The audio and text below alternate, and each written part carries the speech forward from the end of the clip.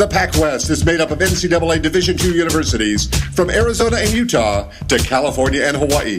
It's the most beautiful and diverse athletic conference in the entire NCAA. This is Commissioner Bob Hogue, inviting you to join our outstanding coaches, student athletes, and administrators as we talk about the great excitement in the PacWest. Now here's Assistant Commissioner Tom Camillo, live from our studios in Santan, Arizona.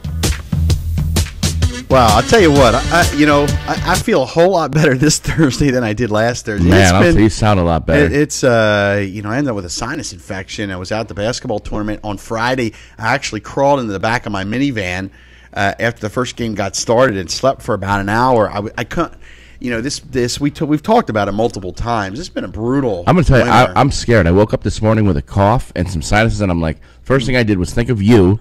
And I'm like, oh, God. And then I get scared. I'm like, please, God, don't let anything happen to me. I don't want to get sick again, please. Twice you've had that. Yeah, I don't want it a third time. It's I know a lot of people have had it, and I just finished my last antibiotic. And they were horse chokers. These pills were big.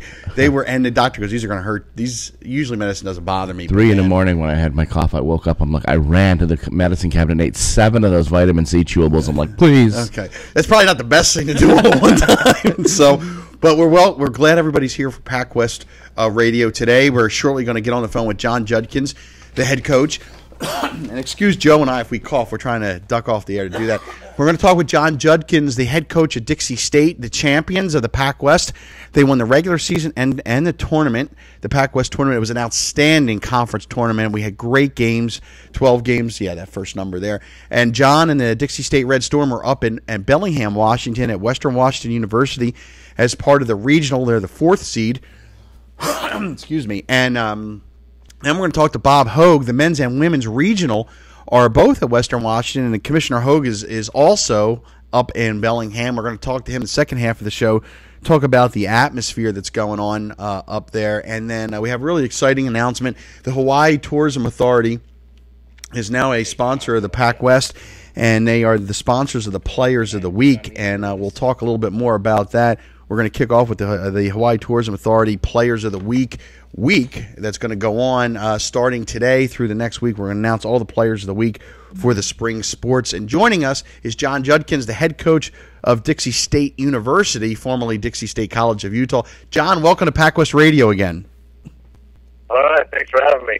John, I know you're up in Bellingham, Washington, and getting ready for the regional, second year in a row up there in Bellingham, Washington.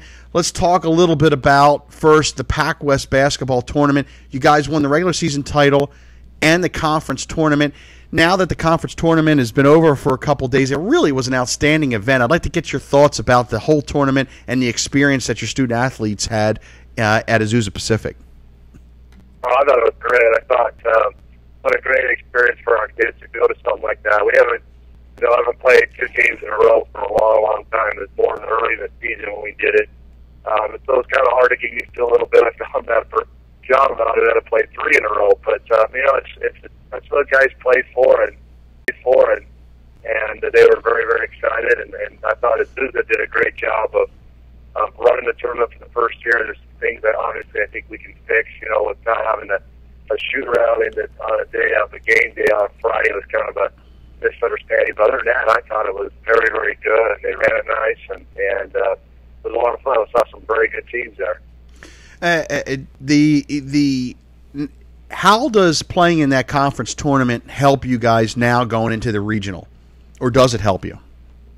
Well, hopefully, I can answer that question when we're done. But again, what I was telling our guys all week in that tournament was that this is kind of prepare you for next week. I mean, the games are back to back. You have 55-minute practices. You have a 25-minute shoot around.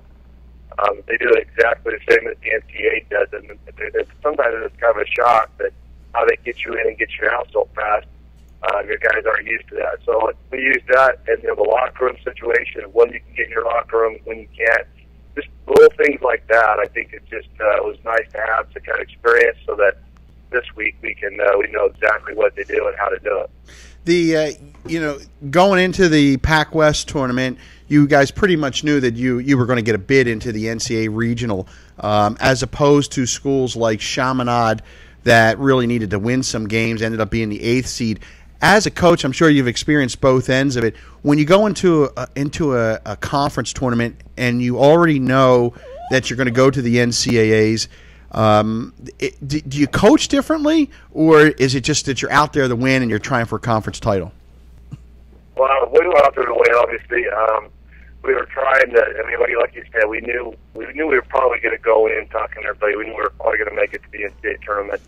But it happened to us last year, too, and we lost our last 2 games to win from a 3rd seed to a 6th seed. So, we wanted to go in and play well and hopefully nobody gets hurt and try to get better and work on some things. And so that's kind of what we took it as. And sometimes when you don't have the pressures of winning, you kind of play better. And I thought we played very well against BYU Hawaii. And I think that was more of a payback game just because they beat us at our place, our only loss at home, and our guys were pretty excited to get back at them. So there's not a lot of motivation I had to do to get ready for that game. But that was kind of the idea, was just to play, try to get better, try to win these games so we can keep our seed at least at a 4, maybe jump up a little bit, because it's all about who you face or how you match up with in the tournament. I thought last year we got a bad break to meet in Seattle Pacific, which I thought was a very good team, and if we could have stayed at the 5th spot, things could have happened better for us. But, those things happen, and that's what we were trying to do, and I thought our guys did a good job of focusing and winning that tournament. You said last year going into the regional, obviously the PacWest didn't have the tournament last year. You had lost a couple games and then went into the regional. This year, you're on a roll. You've won, obviously, the tournament. And you're really, the Dixie State team is really comprised of players that different guys step up on different nights. And case in point, you have a player like Stephen Larson that's the MVP of the tournament and really kind of stepped up and had a great PacWest championship where guys are worrying about, your opponents are worrying about Zach Robbins and McKay Massey and DeQuan and those players. And then you get a player like Stephen Larson that really just had an outstanding tournament. It probably excites you as a coach that you have so many different parts. It's really hard to guard you guys. Well, yeah, I do like that. I mean, our radio guys at home talk about that all the time, that, you got guys are averaging 14, 15, 12, 11, whatever. We're all kind of we don't have one guy that's averaging 25, and the rest of the team averaging, 6 or 7. So it's exactly it. I love that. That tells me my guys are sharing the ball. It tells me that they're finding the open guys and we're taking advantage of maybe a mismatch or maybe an area we can hurt them with. And obviously that tournament, Stephen Larson played really well. We thought we could hurt him inside, and so we just kept going, throwing the ball inside, and he did a great job of scoring. So it is nice to have that, because I think teams can't just focus on one of our players and say, hey, you stop this guy, you beat Dixie State. It's not that way. And that's fun. And for me as a coach, it's a lot of fun to coach a team like this. When you go into the regional now this week, is a lot of it's about routine. Teams go into the NCAA regionals for the first time, or they go to a new facility. For you guys are going back to the exact same spot. So you know what Western Washington's all about. You know what Bellingham's all about. You know what the gym's all about. You know what the teams in the region are all about. Does that help take away some of that anxiety that you can just focus on the game and break it down and say this is just a basketball game? We're trying to use it that way. That's exactly what we're trying to do. But this year's a lot different because we're not staying in Bellingham. I mean, we're driving an hour away in this Everett town, which is an hour and a half away from Bellingham, which to me it's not the same. I mean, Western has a big time advantage this year of all these teams traveling an hour to a gym and traveling to an hour here and there. So it's a little bit different, but you're right that the gym, the locker rooms, the atmosphere, we've been here, we've done that, and hopefully we can use that to our advantage. And talk about the experience of a regional at the NCAA level, having 8 teams and having to play. Now this year it's a lot different because the women's tournament's going on the same time.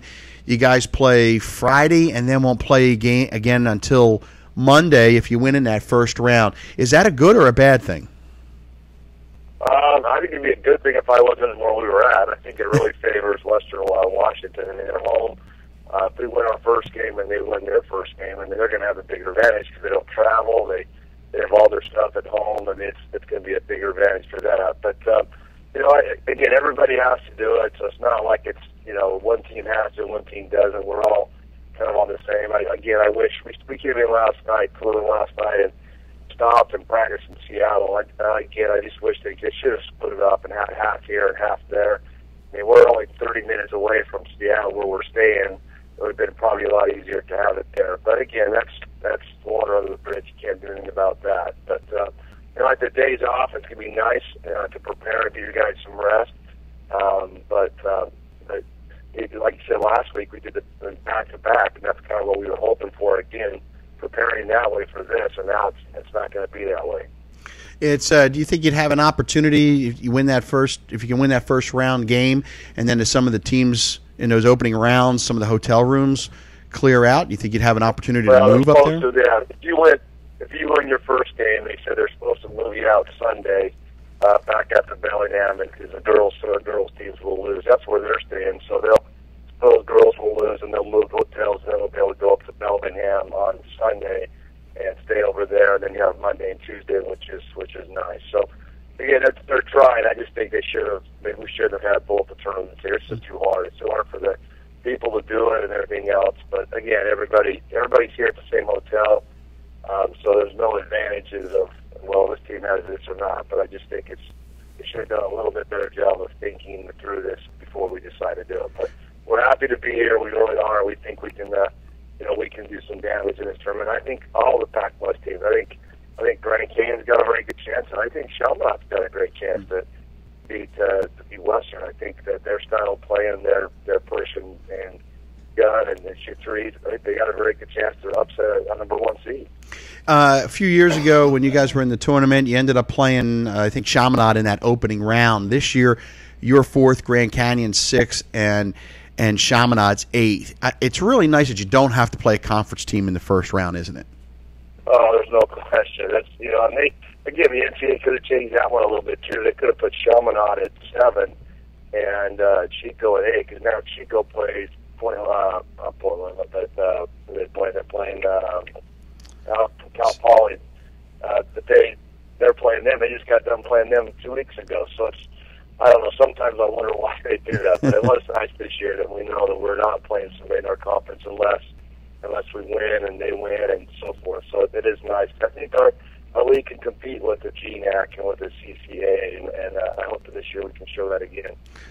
Well, John, I know it's a hectic schedule for you, but we're excited for Dixie State and for the rest of the PacWest teams, and we wish you the best of luck up there in Bellingham. Great job. Congratulations on the conference title, both regular season and the tournament, and we look forward to those first games. I appreciate it. Thank you for the call. Thanks. John Judkins, the head coach at Dixie State University up in Bellingham, Washington, and they're getting ready to play their first games. The men's tournament, the 4 games will take place Friday. The women will play Saturday. No games on Sunday. On Monday, there'll be 4 more games, 2 semifinals for the men, 2 for the women, and then the 2 championships will take place on Tuesday. Really kind of an interesting tournament, a little bit of a challenge with the teams having to go to Everett and back and forth, but hopefully after that first round, some of those teams will be able to move up into Bellingham and not have to travel so far to play. We're going to get Bob Hogue on the line, the commissioner of the PacWest, who is also up at the regional, and he's going to talk about the excitement and the about what the atmosphere is like, and he's up there representing the PacWest and the committees for the NCAA West region up in Bellingham. And like I said, it's a really interesting tournament the way it's constructed this year. Typically, it's a Thursday, Friday, Sunday, or a Friday, Saturday, Monday, where you play the quarterfinals, then the semis, then the championship. But because of the men's and women's, both are hosted by Western Washington. We'll do that. So we have Bob Hogue. And Bob, Commissioner Hogue, welcome to PacWest Radio. I'm glad to be here up in Gray Sky, Bellingham, Washington. I can hear in the background, sounds like there's practice going on as the teams are getting ready for this unusual tournament that's going on. There's 5 PacWest teams, 2 women's, 3 men's. And Bob, why don't you talk a little bit about Western Washington is hosting both, but it's really kind of set up a unique situation that's going on in the regional this year. That's exactly right. I would say it's absolutely unprecedented, but it actually has occurred twice in the history of Division II, where one school has been the number 1 seed in both men's and women's basketball, and thus would host both regionals at the same site. So you can imagine how crowded that it is here. It's just an absolutely crazy situation, and they had to adjust the schedules to accommodate all of the teams. What essentially will occur is that the men's regionals will occur and start Friday with 4 games. The women's regionals will start on Saturday, and then they'll both get an off day on Sunday.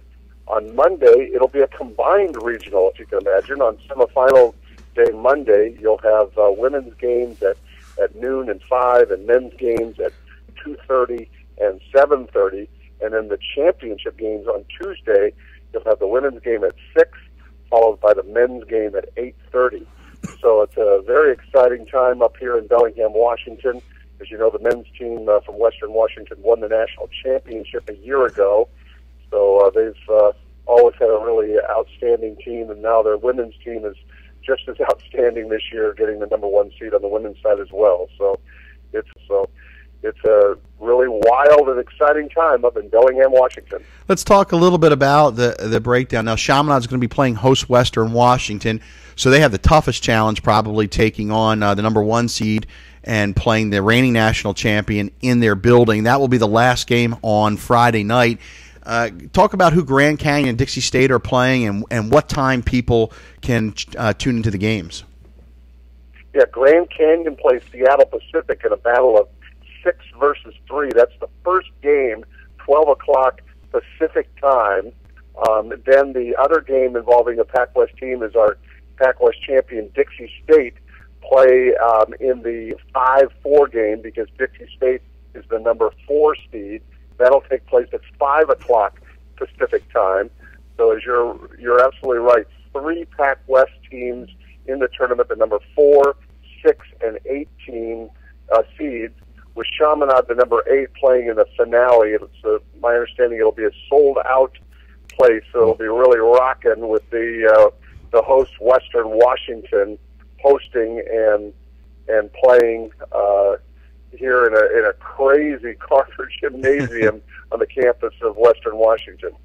It's it's really interesting. We just had John Judkins on, and we talked about a few years ago in the regional. They pitted Chaminade and Dixie against each other in the opening round. But this year, which is really nice, is that the 3 PacWest teams on the men's side, and even the 2 on the women's side, and we'll talk about that in a minute, they're not playing other PacWest schools in the first round. And that's really a good thing, because it gives an opportunity to test the conference against other schools and get different matchups instead of the same thing. Right, you're right. And Dixie State plays Cal State San Bernardino of the CCAA in the first round in the 4-5 matchup.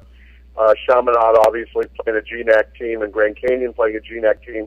In Division II, they do it differently than Division I. In Division I, they try to avoid any conference matchups.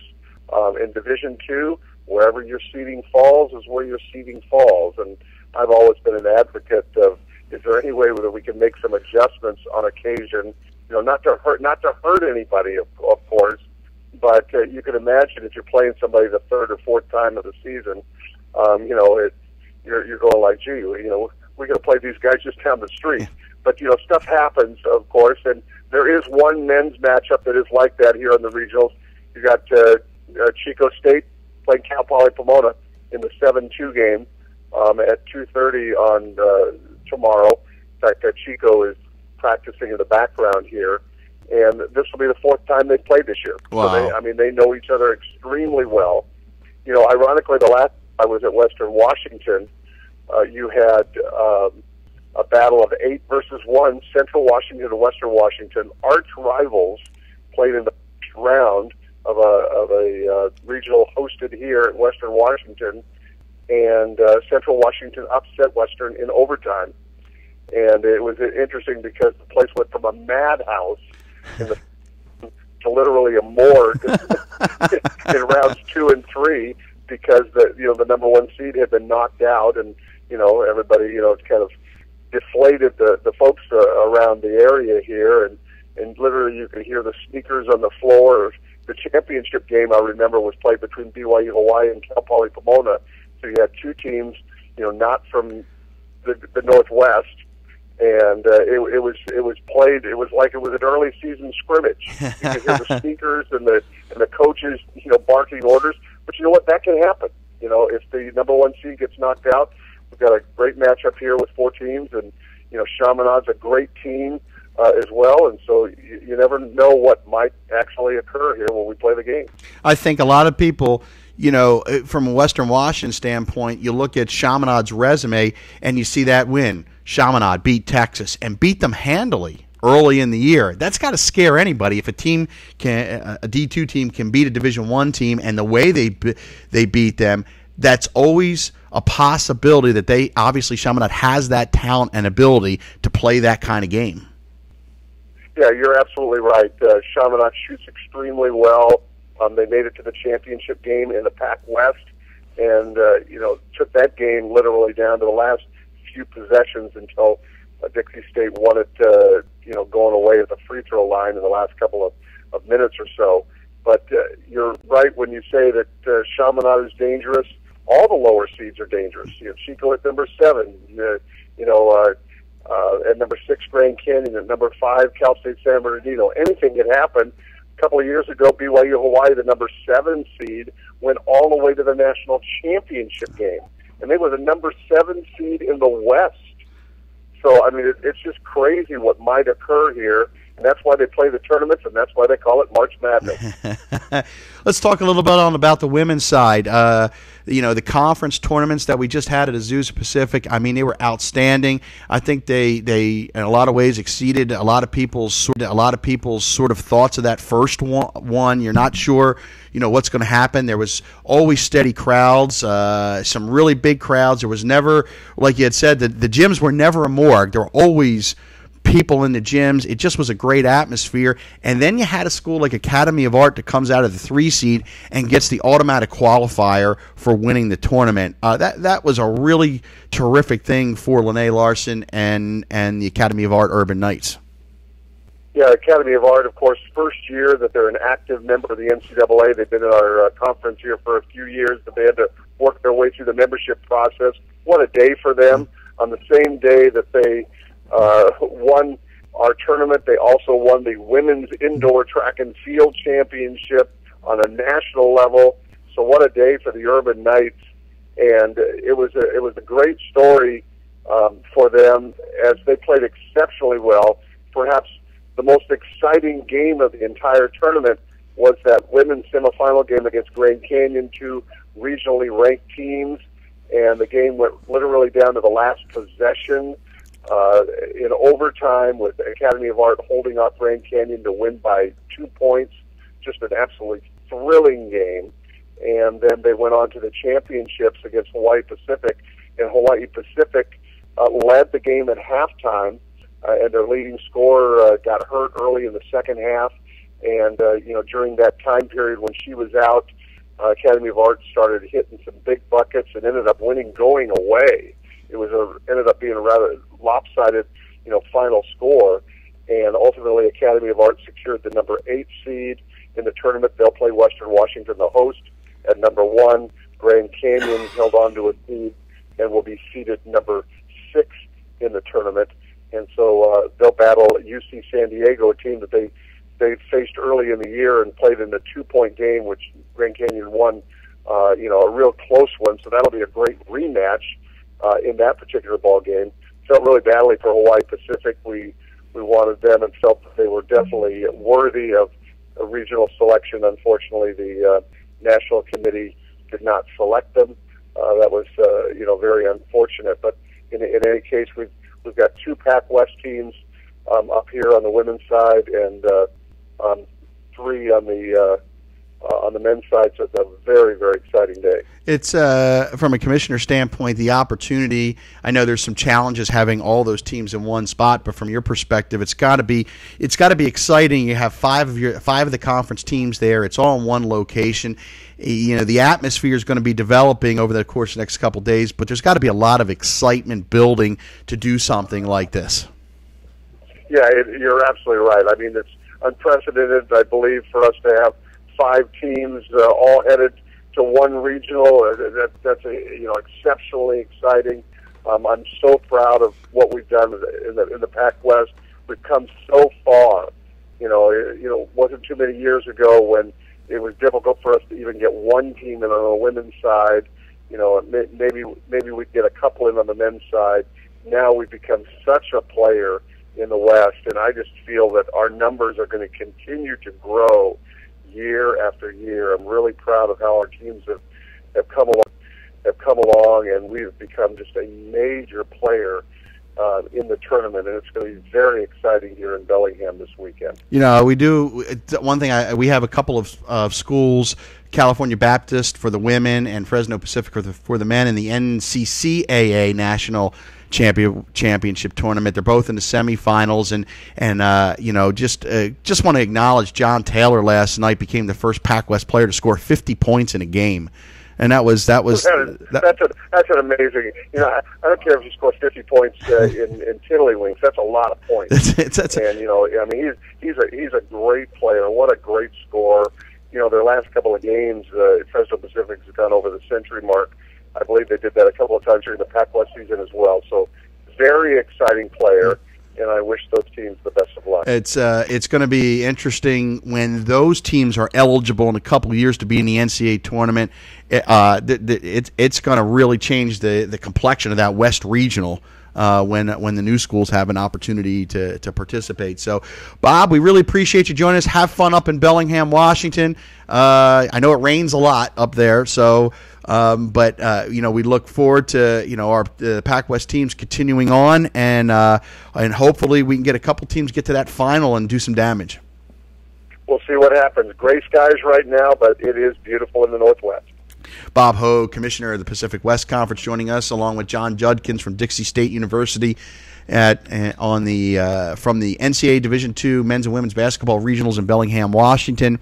And Joe, we just kind of want to remind people they can check out all the results on the website. Go to the school's website. Go to thepacwest.com. Also, starting today, later tonight, it's the Hawaii Tourism Authority PacWest Player of the Week kickoff, and the Players of the Week for the spring sports will be announced, starting with those early games in February. It's going to be a week of announcements. It's very exciting that Hawaii Tourism Authority is on board with the PacWest and sponsoring the student athletes Player of the Week honors and the end of the year honors for the Player of the Year. So we really appreciate that. Look for that tonight and every day over the next 7 days. A lot of stuff happening. So, Joe, next week I will be out of town, and I think we're going to get Commissioner Hogue to come back on and host the show and talk about the regional, his experience at the regional, and also talk about probably the indoor track championship from Academy of Art. For Joe Carrero, I'm Tom D. Camillo. I'll talk to you in 2 weeks on PacWest Radio. Thanks for listening to KQCK in the Santan Valley. Hi, this is Daniel, your host for Rock and Roll 101, every other Sunday at 5 on KQCK.